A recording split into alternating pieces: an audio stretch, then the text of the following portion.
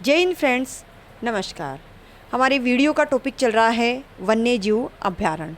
तो इससे पहले हमने कल भी एक वीडियो डाला था, उसमें वन्य जीव से संबंधित बहुत प्रश्न थे और आज का वीडियो भी वन्य जीव अभयारण्य से संबंधित है। और इन सभी में जो प्रश्नों के वीडियो बन रहे हैं वन से संबंधित, वन्य जीव से संबंधित, तो इन तीनों चारों वीडियोज़ में वन एवं वन्य जीव से संबंधित जो भी प्रश्न है, अभयारण्य से संबंधित प्रश्न है, वो सभी हमने इन 3-4 वीडियो में शामिल कर लिए हैं और इससे पूरा टॉपिक कवर हो जाता है। तो इन प्रश्नों को आप पढ़ें, जिससे आपका जो रीट का सिलेबस है वह तो कवर होगा ही, साथ में अन्य जो परीक्षा है उनमें भी ये टॉपिक आते हैं, तो उनके लिए भी बहुत ही फ़ायदा होगा। तो इन प्रश्नों को आप देखते रहिए। वीडियो अगर आपको पसंद आता है तो प्लीज़ वीडियो को लाइक कीजिए, ताकि हम और नए नए अच्छे वीडियो लेकर आ सकें। सबसे पहला प्रश्न है, उदयपुर में स्थित वन्यजीव अभयारण्य में कौन कौन से उदयपुर में स्थित वन्यजीव अभयारण्य कौन कौन से हैं? उदयपुर में कौन कौन से वन्यजीव अभयारण्य हैं? इस प्रश्न का अर्थ यह है कि उदयपुर में वन्यजीव अभयारण्य कौन कौन से हैं? तो वह है जयसमंद, फुलवारी की नाल और सज्जनगढ़। ये तीनों ही अभयारण्य उदयपुर में हैं, ये हमें ध्यान रखना है। सज्जनगढ़ से, फुलवारी की नाल से प्रश्न पूछा जाता है और कभी कभी जयसमंद से भी पूछ लिया जाता है। तो सभी अभयारण्यों के नाम हमें ध्यान रखने हैं और इनका स्थान ध्यान रखना है, कहाँ है। कुंभलगढ़ वन्यजीव अभयारण्य कौन से 3 जिलों में स्थित है? एक ऐसा अभयारण्य जो 3 जिलों में विकसित हुआ है, उसको स्थापित किया है। तो कुंभलगढ़ अभयारण्य के जो 3 जिले हैं वह है उदयपुर, राजसमंद और पाली। तो इन तीनों ही जिलों में कुंभलगढ़ अभयारण्य है। जंगली मुर्गों के लिए कौन सा वन्यजीव अभयारण्य जाना जाता है? तो जंगली मुर्गों के लिए जाना जाता है माउंट आबू वन्यजीव अभयारण्य। यह सिरोही में स्थित है। हम जानते हैं माउंट आबू सिरोही में है। और जंगली मुर्गों को स्थानीय भाषा में क्या कहा जाता है? कारा। तो ये भी हमें ध्यान रखना है कि कारा किसको कहा जाता है? जंगली मुर्गों को। और जंगली मुर्गे पाए जाते हैं माउंट आबू में, जो वन्यजीव अभयारण्य है वहाँ पर जंगली मुर्गे पाए जाते हैं। कौन से 2 वन्यजीव अभयारण्यों को इको सेंसिटिव जोन में शामिल किया गया है? इको सेंसिटिव जोन में 2 अभयारण्यों को शामिल किया गया है। प्रथम है माउंट आबू जो सिरोही में है और दूसरा है सरिस्का। सरिस्का वन्यजीव अभयारण्य अलवर में है। वह कौन सा वन्यजीव अभयारण्य है जो 5 जिलों में फैला हुआ है? देखो, एक वन्यजीव अभयारण्य जो हमने अभी पहले देखा 3 जिलों में था, कुंभलगढ़ वन्यजीव अभयारण्य। अब हम देख रहे हैं 5 जिलों में फैला हुआ वन्यजीव अभयारण्य, जिसे कहा जाता है चंबल घड़ियाल अभयारण्य। और इन 5 ही जिलों के अंदर चंबल नदी का प्रवाह है और चंबल नदी की वजह से ही घड़ियाल सुरक्षित है। और जहाँ ये पानी है चंबल का, वहाँ पर अभयारण्य बनाए गए हैं और वहाँ घड़ियालों का संरक्षण किया गया है। तो ये है चंबल नदी पर चंबल घड़ियाल अभयारण्य इसका नाम है। और यह अभयारण्य घड़ियालों की सुरक्षा एवं प्रजनन के लिए जाना जाता है। तो कौन सा अभयारण्य है जो घड़ियालों की सुरक्षा एवं प्रजनन के लिए जाना जाता है? चंबल घड़ियाल अभयारण्य। और इन 5 जिलों के भी हमने नाम दिए हैं, कोटा, सवाई माधोपुर, धौलपुर, बूंदी और करौली जिले। धोक वन के लिए कौन सा वन्यजीव अभयारण्य जाना जाता है? तो धोक वन के लिए जाना जाता है केला देवी वन्यजीव अभयारण्य। यह करौली व सवाई माधोपुर में स्थित है। प्रथम जैविक उद्यान के रूप में विकसित कौन सा वन्यजीव अभयारण्य है? तो प्रथम जैविक उद्यान किसे बनाया गया? कौन सा वन्यजीव अभयारण्य है? वो नाहरगढ़ वन्यजीव अभयारण्य, जिसे प्रथम जैविक उद्यान के रूप में विकसित किया गया। यह बियर रेस्क्यू सेंटर भी है। बियर रेस्क्यू सेंटर कहाँ है? नाहरगढ़ वन्यजीव अभयारण्य में। और नाहरगढ़ कहाँ है? जयपुर में। टोडगढ़ वन्यजीव अभयारण्य कौन से 3 जिलों में स्थित है? जो टोडगढ़ वन्यजीव अभयारण्य है वह भी 3 जिलों में है। और कौन से 3 जिले हैं? टोडगढ़ अजमेर का खंडित क्षेत्र है, तो यह है अजमेर, पाली और राजसमंद में। दर्रा अभयारण्य का नाम परिवर्तन करके मुकुंदरा हिल्स वन्यजीव अभयारण्य कब रखा गया? तो दर्रा अभयारण्य इसका नाम था पहले और बाद में इसका नाम किया गया मुकुंदरा हिल्स वन्यजीव अभयारण्य। इससे पूर्व राजीव गांधी भी किया गया था 2003 में। यहाँ प्रश्न पूछा गया है मुकुंदरा हिल्स के नाम से, जो मुकुंदरा हिल्स अभी भी उसका नाम है। तो 2006 में किया गया। बंद बारेठा वन्यजीव अभयारण्य किसके लिए प्रसिद्ध है? तो बंद बारेठा जरखों के लिए प्रसिद्ध है। एकमात्र ऐसा वन्यजीव अभयारण्य जिसमें बाघ विचरण करते हैं। प्रश्न को ध्यान से देखें और समझें। ऐसा वन्यजीव अभयारण्य जहां बाघ विचरण करते हैं, बाघ घूमते रहते हैं, परंतु वह बाघ परियोजना में शामिल नहीं है, बाघ उद्यान नहीं है, तो वह है रामगढ़ विषधारी। अब इसका नाम है रामगढ़ विषधारी। नाम से ऐसा प्रतीत होता है जैसा विषधारी जो भी जीव जंतु है उन्हें रखा जाता हो, जैसे सरीसृप वगैरह है, लेकिन वहाँ सरीसृप भी नहीं है, यहाँ बाघ विचरण करते हैं और रामगढ़ विषधारी इसका नाम है। और यह है बूंदी डिस्ट्रिक्ट में नेरनवा रोड पर। सर्पों की शरण स्थली के रूप में जाना जाने वाला अभयारण्य कौन सा है? सर्पों की शरण स्थली के लिए शेरगढ़ वन्यजीव अभयारण्य जाना जाता है, जो बारा में है और परवन नदी इस पर इस अभयारण्य से गुजरती है। भैंसरोडगढ़ वन्यजीव अभयारण्य का संबंध किस जंतु से?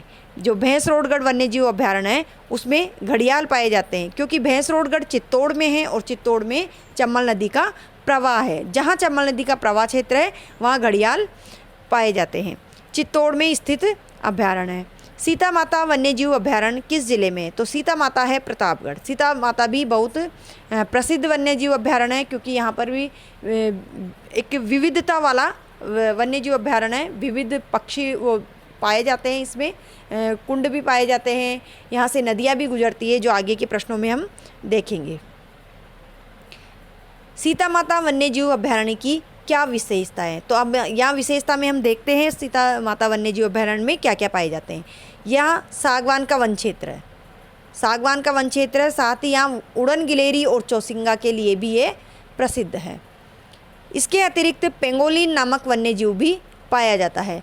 विशाल मकड़ियाँ पाई जाती है और लवकुश नामक ठंडे और गर्म पानी के झरने भी इस अभयारण्य में स्थित है। लवकुश नाम है उन ठंडे और गर्म पानी के झरनों का। सीता माता वन्यजीव अभयारण्य से कौन कौन सी नदियाँ निकलती है?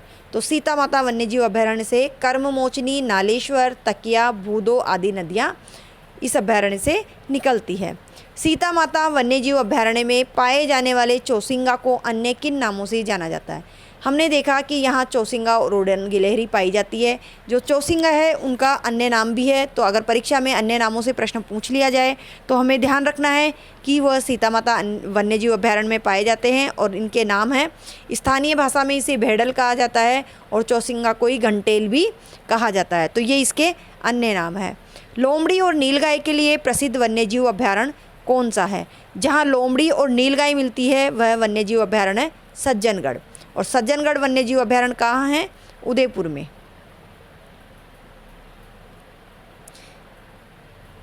जीवाश्म संरक्षण के लिए प्रसिद्ध उद्यान कौन सा है? जहाँ जीवाश्म का संरक्षण किया गया वह उद्यान कौन सा है? राष्ट्रीय मरु उद्यान, जो कि जैसलमेर और बाड़मेर में है। परंतु ऑप्शन में अगर जैसलमेर आता है, बाड़मेर भी आता है, तो हमें जैसलमेर ही करना है, क्योंकि जैसलमेर में ये ज़्यादा एरिया में फैला हुआ है और यहाँ पर 18 करोड़ वर्ष पूर्व की वनस्पति के अवशेष पाए जाते हैं, यानी लकड़ी के जीवाश्म भी यहाँ मिलते हैं इतने वर्ष पूर्व के।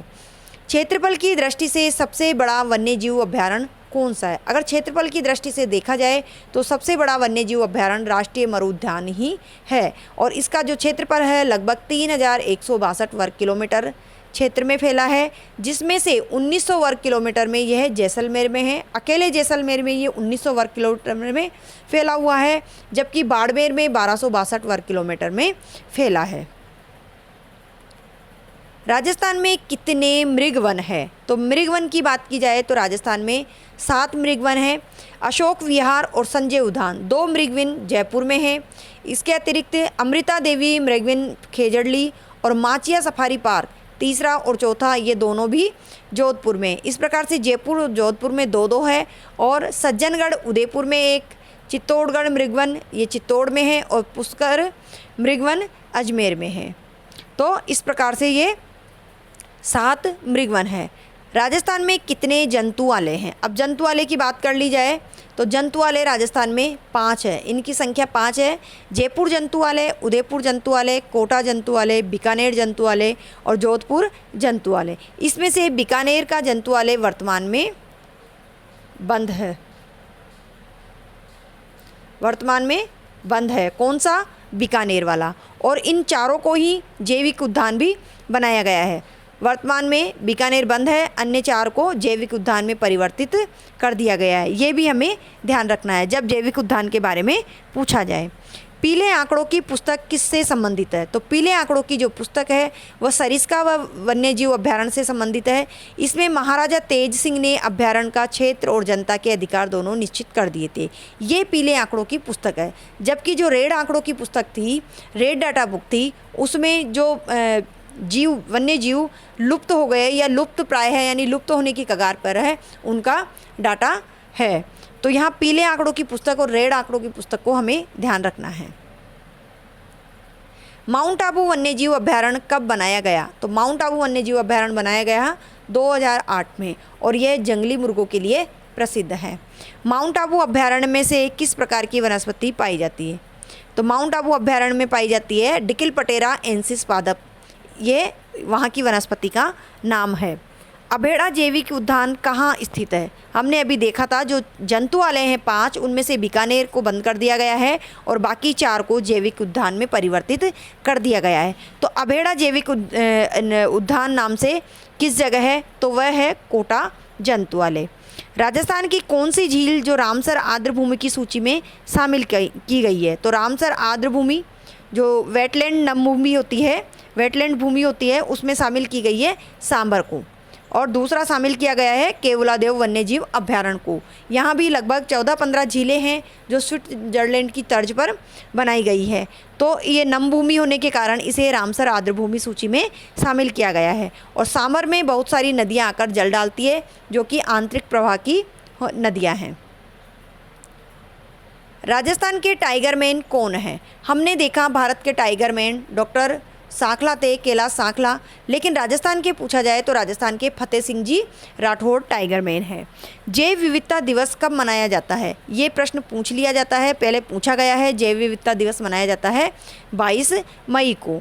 वन्य प्राणी सप्ताह वर्ष के कौन से माह में आता है? अब हम बात कर रहे हैं वन्य प्राणी सप्ताह की। तो वन्य प्राणी सप्ताह मनाया जाता है अक्टूबर में और अक्टूबर के प्रथम सप्ताह को वन्य प्राणी सप्ताह के रूप में मनाया जाता है। राजस्थान आखेट निषिद्ध क्षेत्र कितने हैं? जो आखेट निषिद्ध क्षेत्र है उनकी संख्या है 33। तो ये छोटे छोटे प्रश्न हैं देखने में, लेकिन परीक्षा में इस प्रकार के प्रश्न पूछे जाते हैं, तो इन प्रश्नों को आप ध्यान रखें। राजस्थान का कैमल मैन कौन है? कैमल मैन कौन है राजस्थान का? अशोक टाक। अब कंजर्वेशन की बात करें तो कंजर्वेशन रिजर्व क्षेत्र कितने हैं? तो राजस्थान में जो कंजर्वेशन क्षेत्र है वह है 11। तेंदुओं के लिए पहचान रखने वाला कंजर्वेशन रिजर्व क्षेत्र कौन सा है? पाली। पाली तेंदुओं के लिए रिजर्व है, कंजर्वेशन क्षेत्र यानी संरक्षण केंद्र है। रेत का तीतर बटबर्ड पक्षी कहाँ पाया जाता है? तो ये बटबर्ड पक्षी गजनेर में पाया जाता है जो कि बीकानेर में है, जिसे रेत का तीतर और बटबर्ड दोनों नामों से जाना जाता है। राज्य का प्रथम कंजर्वेशन रिजर्व संरक्षण केंद्र जिसे कहा जाता है कहाँ स्थापित किया गया? हमने कंजर्वेशन रिजर्व की बात की, ये कितने हैं? 11 है। तो प्रथम जो स्थापित किया गया राजस्थान में वह किया गया 2008 में। जब कहाँ पूछा जाए तो कहाँ का आंसर है राज्य का प्रथम संरक्षण केंद्र जोहड़बीड़, बीड़ है ये, जोहड़बीड़ गढ़वाला बीकानेर में स्थापित किया गया है। और भारत का ये तीसरा संरक्षण केंद्र है। भारत की बात करें तो ये तीसरा संरक्षण केंद्र है, जबकि राजस्थान का प्रथम है। और इसका स्थापना का समय है सन है 2008 और जगह का नाम है बीकानेर। तो बीकानेर में है, जोहड़बीड़ में। तो ये थे आज के वीडियो के महत्वपूर्ण प्रश्न सभी बहुत महत्वपूर्ण हैं, इससे आपका रिवीजन बहुत अच्छा होगा। तो इन प्रश्नों को आप देखते रहिए। हम वन लाइनर क्वेश्चन कह सकते हैं इनको, और इन क्वेश्चनों के माध्यम से ही हम पूरा सिलेबस कवर करवा रहे हैं। तो इस प्रकार से हमारा राजस्थान का भूगोल लगभग पूरा होने में है। इसके बाद हम नया टॉपिक लेंगे और नए सब्जेक्ट लेंगे। जिस भी टॉपिक से प्रश्न पूछे जाएंगे उन सभी टॉपिक को हम प्रश्नों के माध्यम से ही पूरा कराने का प्रयास करेंगे। कहीं भी आपको कुछ भी गलत लगता है या कहीं कुछ सुधार की आवश्यकता है तो आप हमें कमेंट के द्वारा बता सकते हैं। और वीडियो पसंद आया हो तो प्लीज़ वीडियो को लाइक करें। लाइक करने में आपके पैसे नहीं लगते हैं। लाइक करने से हमारा मोटिवेशन बढ़ता है और हम और अधिक वीडियो बनाने के लिए प्रेरित होते हैं। और चैनल को भी साथ ही साथ सब्सक्राइब करें ताकि आपको आने वाले वीडियो का नोटिफिकेशन सबसे पहले प्राप्त हो। पिछले वीडियो देखने के लिए आप आतिश अकेडमी पर सर्च कर सकते हैं।